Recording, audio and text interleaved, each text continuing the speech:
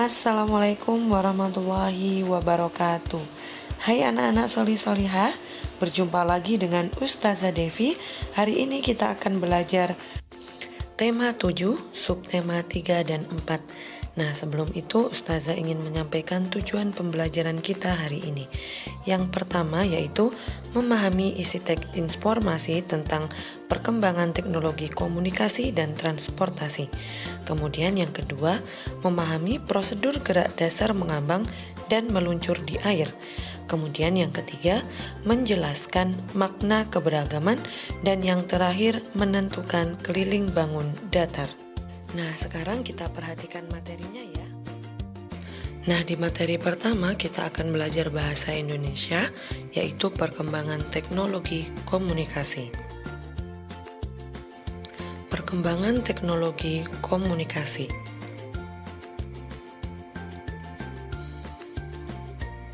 Komunikasi adalah proses penyampaian informasi, baik itu berupa pesan, ide, maupun gagasan dari suatu pihak kepada pihak lainnya yang dilakukan secara lisan maupun tertulis. Tujuannya yaitu untuk memudahkan manusia memahami apa yang diinginkan dan dimaksudkan manusia lainnya dan sebaliknya.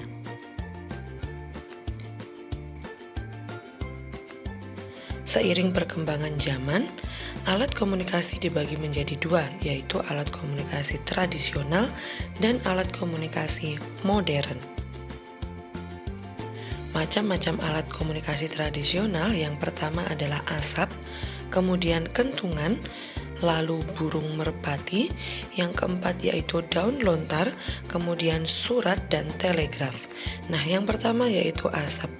Pada zaman dahulu, suku Indian menggunakan asap sebagai tanda adanya pesan.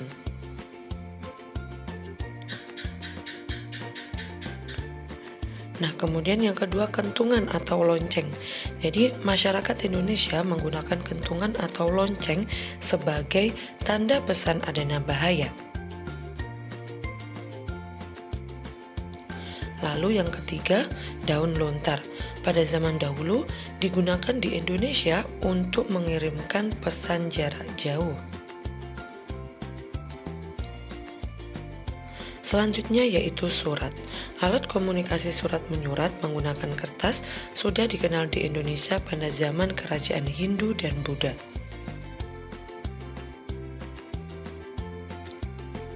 Kemudian telegraf. Alat komunikasi yang menggunakan peralatan listrik untuk mengirimkan dan menerima sinyal sesuai dengan kode dalam bentuk pulsa listrik. Nah, berikut adalah macam-macam alat komunikasi modern ya. Ada radio, faksimil, koran, dan sebagainya. Nah, yang pertama adalah radio.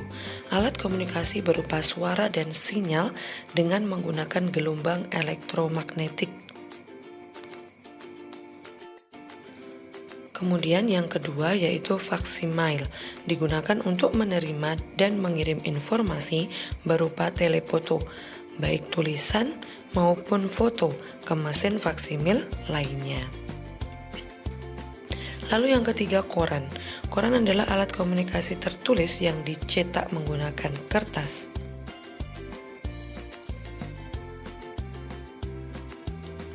Kemudian ada televisi, alat komunikasi yang digunakan untuk mendapatkan informasi secara cepat dan massal.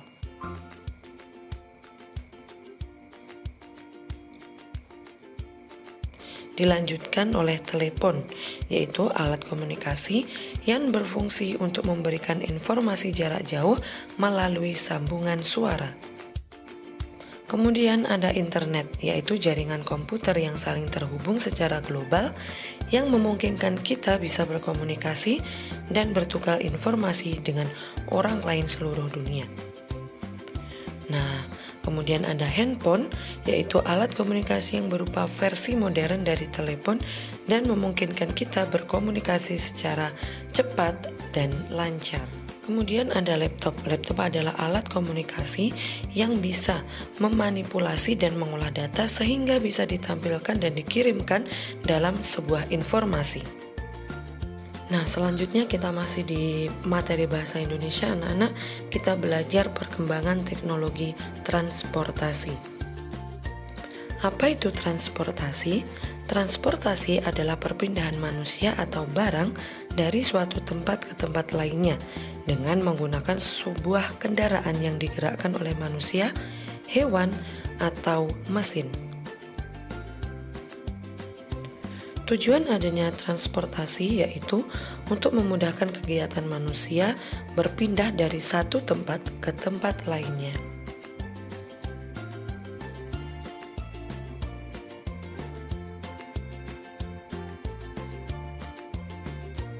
Nah, berikut adalah jenis-jenis transportasi berdasarkan perkembangannya. Ada tradisional dan juga ada juga modern ya, anak-anak. Nah, yang pertama yaitu transportasi tradisional. Sebelum adanya mesin, zaman dahulu sistem transportasi masih dengan berjalan kaki dan masih menggunakan tenaga kuda atau sapi seperti andong dan pedati. Kemudian transportasi modern yaitu sudah menggunakan tenaga mesin serta membuat perjalanan lebih cepat sampai ke tujuan.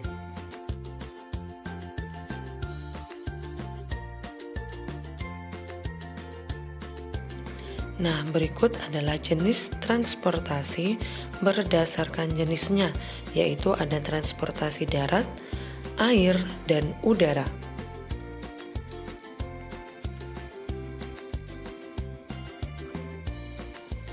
Nah, yang pertama yaitu transportasi darat. Segala jenis kendaraan yang dapat berjalan di daratan, contohnya mobil, motor, bus, ambulan, dan lainnya. Kemudian yang kedua yaitu transportasi air. Segala kendaraan yang dapat berjalan di perairan, contohnya yaitu perahu, kapal feri, dan lainnya. Kemudian yang ketiga yaitu transportasi udara. Kendaraan yang dapat berjalan di udara, contohnya yaitu pesawat dan helikopter.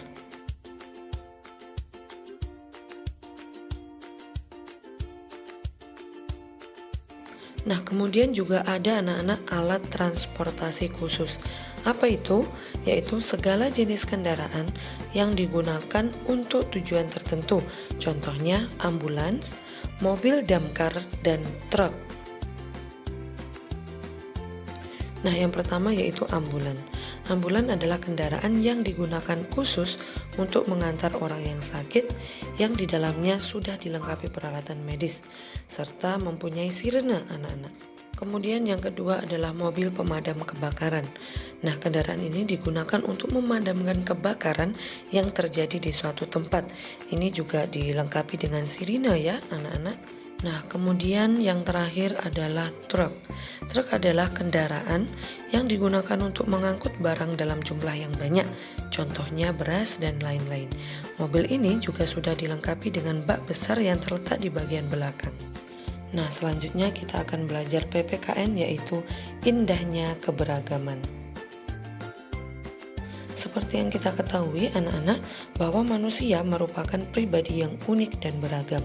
Kita sebagai individu akan berbeda dengan seseorang sebagai individu lain. Keberagaman individu adalah perbedaan yang dimiliki oleh setiap individu yang memiliki ciri khas masing-masing. Keberagaman karakteristik individu antara lain yaitu jenis kelamin, warna kulit, jenis rambut, gaya berbicara, ukuran tubuh, dan masih banyak yang lainnya ya anak-anak. Kemudian alat transportasi kesukaan setiap orang juga berbeda-beda ya. Setiap orang mempunyai pilihan alat transportasi yang digunakan. Setiap orang memiliki alat transportasi yang disukai. Setiap orang juga memiliki alat transportasi yang tidak disukai. Tentunya pilihan tersebut disertai dengan alasan-alasan mengapa mereka lebih menyukai alat transportasi tersebut. Kita harus menghargai pilihan orang lain tersebut ya, anak-anak.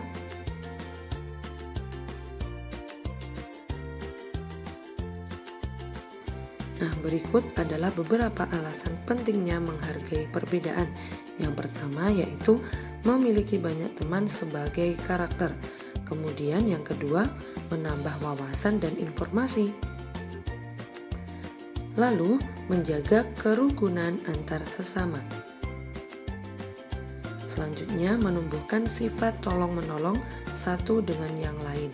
Nah, jadi pastikan kita semua saling menghargai perbedaan ya. Karena keberagaman individu merupakan karunia Tuhan yang kita syukuri. Kita harus menghargai keberagaman untuk menjaga persatuan dan kesatuan. Nah, selanjutnya kita akan belajar PJOK, yaitu gerak dasar mengambang. Nah, sekarang kita akan mempelajari gerak dasar mengapung atau mengambang. Pada saat di kolam renang, perhatikan keselamatan diri dan orang lain. Gunakan alat bantu seperti pelampung ya anak-anak. Nah, kemudian apa itu pelampung anak-anak? Ya, benar sekali. Pelampung adalah alat bantu untuk belajar mengapung dan mengambang di air. Nah, berikut adalah beberapa jenis pelampung. Yang pertama yaitu rompi pelampung, kemudian ban pelampung, lalu ada juga yang terakhir adalah papan pelampung. Nah, anak-anak sudah pernah menggunakan yang mana? Nah, berikut adalah gerak dasar mengapung. Langkah-langkah yang harus dilakukan yaitu yang pertama, carilah kolam yang dangkal, kemudian tangan memegang ban atau papan seluncur.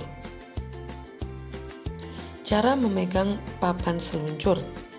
Yang pertama yaitu carilah kolam yang dangkal, kemudian tangan memegang ban atau papan peluncur, lalu kaki digerakkan sambil mengayun. Di samping itu, selain menggunakan ban dan papan pelampung, kita juga bisa menggunakan rompi pelampung ya, anak-anak. Nah, selain menggunakan alat seperti pelampung, gerak mengambang juga dapat dilakukan dengan tanpa alat pelampung. Nah, berikut adalah langkah-langkah yang harus dilakukan. Yang pertama yaitu berdiri di pinggir kolam sambil berpegangan di tepi kolam. Yang kedua, rapatkan perut pada dinding kolam. Lalu tarik nafas dalam-dalam, kemudian lepaskan pegangan. Nah, kemudian masukkan kepala di dalam air sambil kaki digerakkan ke depan dan belakang secara bergantian. Kepala muncul perlahan untuk mengambil nafas. Selain itu, kita juga bisa meminta teman atau orang lain untuk memegang tangan. Nah, seperti pada gambar ya, anak-anak. Atau bisa juga dengan meminta bantuan kepada teman atau orang lain untuk memegang paha dan dada seperti pada gambar ya, anak-anak. Itu dapat memudahkan gerak tangan dan kaki saat berlatih. Selain itu, kita juga bisa melakukannya sendiri dengan cara memegang dinding atau tanda pada kolam. Nah, di materi terakhir kita akan belajar matematika, yaitu keliling suatu bangun datar. Nah, perhatikan video berikut ya anak-anak. Perhatikan ilustrasi berikut. Udin membuat karya mobil-mobilan dari sebuah kardus. Dia ingin menghias bagian tepi kaca mobil dengan menggunakan pita. Berapa panjang pita yang dibutuhkan Udin untuk menghias kaca mobil tersebut? Mari kita simak penjelasannya.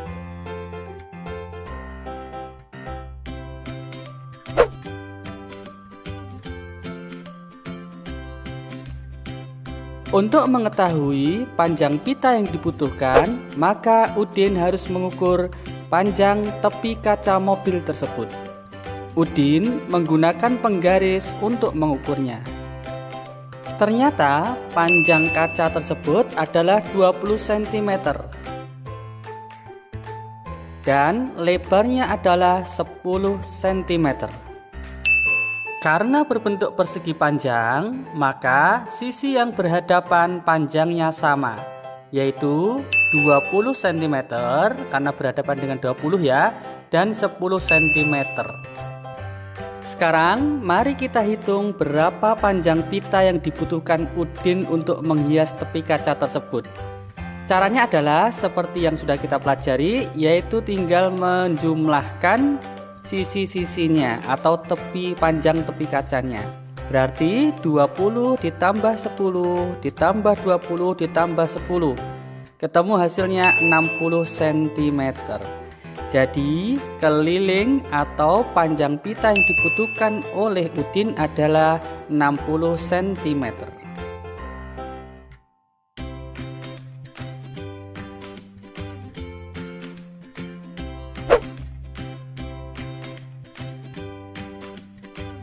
Ilustrasi kedua.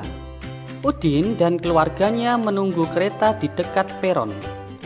Kursi peron berbentuk persegi panjang. Jika panjang kursi 250 cm dan lebarnya 50 cm, berapa keliling kursi peron? Kita bahas bersama-sama. Tadi kursinya berbentuk persegi panjang. Panjangnya 250 dan lebarnya 50 cm. Karena berbentuk persegi panjang, maka sisi yang berhadapan sama panjang, yaitu 250 cm, kemudian 50 cm. Kelilingnya adalah jumlah seluruh sisinya, panjang sisinya, yaitu 50 ditambah 250 ditambah 50 ditambah 250 cm. Ketemu hasilnya 600 cm. Jadi keliling kursi peron adalah 600 cm.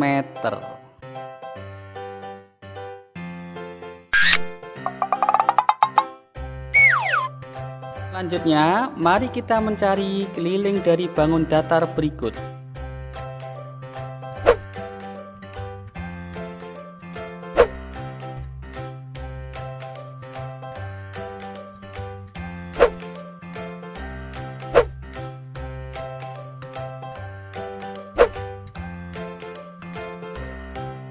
Bangun yang pertama adalah bangun persegi panjang.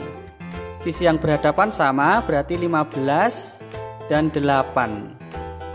Kelilingnya adalah 15 ditambah dengan 8 ditambah dengan 15 ditambah dengan 8. Ketemu hasilnya 46 cm.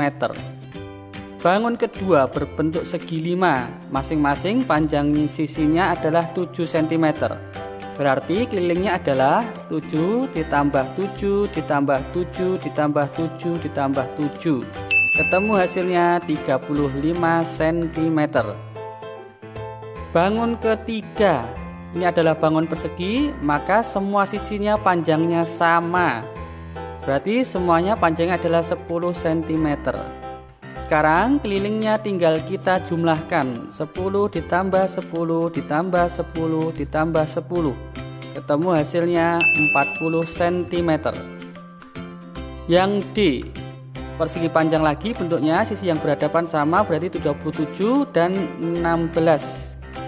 Kita jumlahkan, ketemu hasilnya 86 cm. Yang E yaitu persegi sama ya, caranya dengan yang C, sisinya semuanya panjangnya sama, berarti 15 ditambah 15 ditambah 15 ditambah 15. Ketemu hasilnya 60 cm. Bagaimana? Sudah paham ya? Alhamdulillah.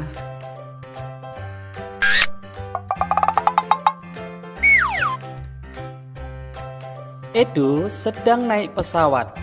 Dia melihat layar televisi di pesawat berbentuk persegi panjang.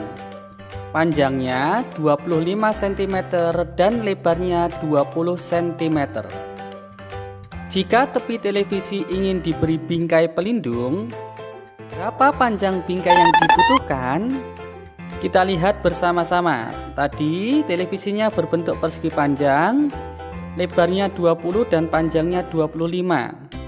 Seperti tadi, yang berhadapan berarti sama panjangnya ya. Sekarang tinggal kita jumlahkan. Berarti 25 ditambah dengan 20 ditambah dengan 25 ditambah dengan 20. Ketemu hasilnya 90 cm. Jadi Panjang bingkai yang dibutuhkan adalah 90 cm.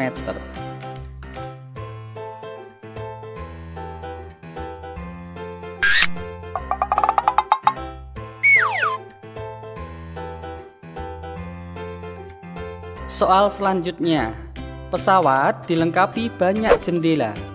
Jendela pesawat berbentuk persegi panjang. Lebarnya 15 cm dan panjangnya 30 cm.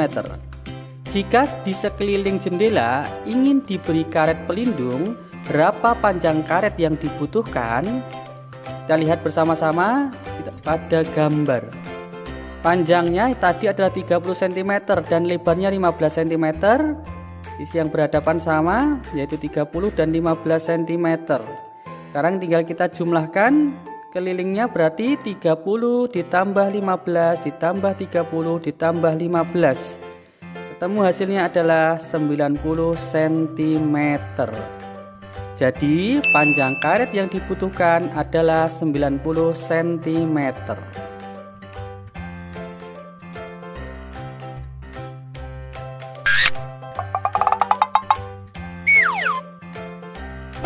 Selanjutnya, pramugari memberi Edo tisu sebelum makan. Tisu berbentuk persegi. Setiap sisi panjangnya adalah 45 cm. Berapa keliling tisu tersebut? Kita lihat pada gambar. Tadi panjangnya adalah 45 cm. Karena berbentuk persegi, maka semua sisinya panjangnya sama, yaitu 45 cm. Berarti kelilingnya adalah 45 ditambah 45 ditambah 45 ditambah 45. Ketemu hasilnya 180 cm. Jadi keliling tisu tersebut adalah 180 cm. Bagaimana? Sudah paham ya? Alhamdulillah. Selanjutnya, perhatikan bangun datar berikut. Tentukan keliling dari bangun datar berikut. Bangun berikut adalah bangun datar yang semua sisinya panjangnya sama. Sekarang mari kita cari keliling bangun yang pertama, yaitu bangun segitiga sama sisi. Ketiga sisinya sama, berarti panjangnya semuanya 5 cm. Jika tadi cara mencari keliling adalah menjumlahkan semua sisinya, karena ini sisinya panjangnya sama semua, maka untuk mencari keliling kita bisa mengalihkan panjangnya dengan jumlah sisinya. Berarti 5 dikalikan dengan jumlah sisinya ada 3, sama dengan 15 cm. Jadi keliling bangun tersebut adalah 15 cm. Soal kedua, ini juga sama, semua sisinya ada 4. Tinggal kita kalikan 8 kali 4. Ketemu hasilnya 32 cm. Nomor 5. Tinggal kita kalikan saja ya. 5 dikali 10 atau 10 kali 5. Ketemu hasilnya 50 cm. Kemudian yang terakhir nomor 6. Ini ada 6 sisinya ya. 1, 2, 3, 4, 5, 6. Berarti tinggal kita kalikan 6 dikalikan 6. Ketemu hasilnya 36 cm.